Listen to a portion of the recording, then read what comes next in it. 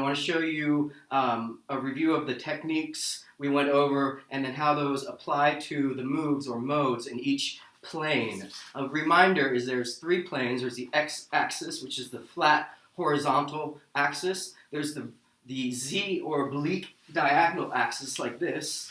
And then there's the vertical axis, which is up and down, the y-axis. So you've got the x-axis, the z-axis, and the y-axis. So the first thing I want to go over is your up and down equilibrium so that you can start hooping higher up your body, which requires more stability and requires you to start learning how to get your weight centered. When I'm hooping on my waist, you see automatically my weight shifts to my left leg. I'm going to the left with my hooping like you do, but you see my weight is shifted onto my left foot. I can shift my weight onto my right foot, but as you can see, that sort of grounds you and forces you into when you shift your weight onto the right foot, I want you to just feel the difference. Basically, you have less maneuverability.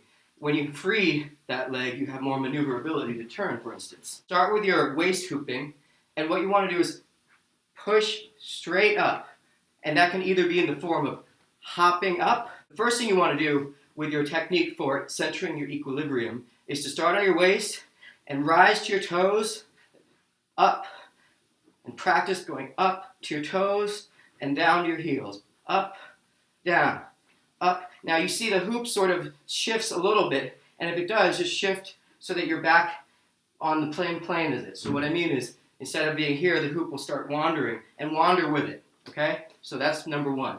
So you're going to rise to your toes and down.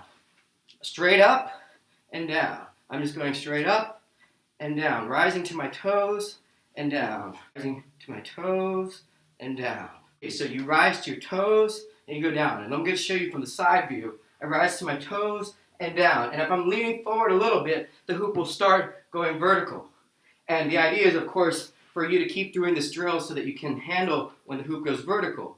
It doesn't necessarily want to go vertical, depending on if you rise to your toes and you lean back, you see it goes up.